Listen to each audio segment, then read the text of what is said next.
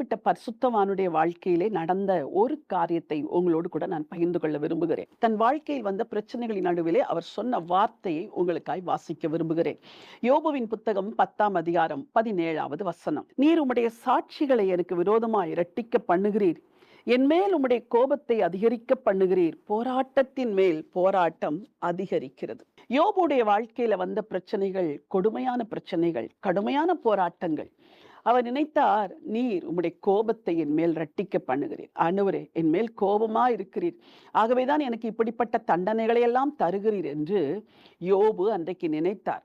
ஆண்டவர் யோபுவின் மேல் கோபமா இல்லை. அவர் அனுப்பின அந்த போராட்டத்திற்கு பிற்பாடு ஒரு பெரிய மகிமை இருக்கிறது என்பதை போராட்டத்தின் நாட்களிலே யோபு அறியவில்லை. அவர் சொல்லுகிறார், போராட்டத்தின் மேல் போராட்டம் எனக்கு அதிகரிக்கிறது. இந்த பிரச்சனை அடங்காத பெரிய பிரச்சனையாய் மாறிக்கொண்டிருக்கிறது. இது முடியும் என்று நினைத்தேன், இது தொடர்கதையா இருக்கிறது என்று உங்களில் அநேகர் புலம்புகிறீர்கள். யோபு அப்படித்தான் புலம்புகிறார். அவருடைய போராட்டத்தின் நாட்களில் நண்பர்களாவது ஆறுதல் படுத்துவார்களா என்று பார்த்தால் நண்பர்களும் அவரை குற்றப்படுத்துகிறார்கள். இப்படிப்பட்ட சூழ்நிலையில் தேவன் என்ன செய்தார்? அதைத்தான் நாம் பார்க்க போகிறோம்.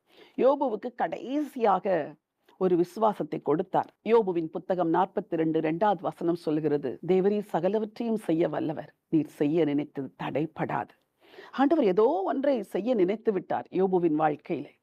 ஆகவே அவர் செய்ய நினைத்ததை தடைப்படாதபடிக்கு இரட்டிப்பான நன்மையினால் யோபுவை நிரப்புகிறார். இழந்த எல்லாவற்றையும் யோபு இரண்டத்தனையாய் பெற்றுக்கொள்ளுகிறார். ஆஸ்தி இரண்டத்தனையாய் கிடைக்கிறது. பிள்ளைகள் மீண்டும் வருகிறார்கள். எல்லாவற்றையும் திருப்பி கொடுக்கிறார். நீண்ட ஆயுளை கொடுக்கிறார். பிரியமானவர்களே, போராட்டத்தின் மேல் போராட்டம் அதிகரிக்கிறது என்று சொன்ன ஒரு மனுஷன் போராட்டம் இல்லாத அந்திய காலங்களை காணும்படி ஆண்டவர் அவருக்கு அனுக்கிரகம் செய்தார். உங்களுக்கு உதவி செய்வார். இப்பொழுது இருக்கிற இந்த பிரச்சனைகளை கண்டு சோர்ந்து போகாதிருங்கள். தேவன் ஒரு நல்ல முடிவை வைத்திருக்கிறார். அந்த முடிவு சமாதான முடிவு. உங்களுக்காய் ஜெபிக்கிறேன்.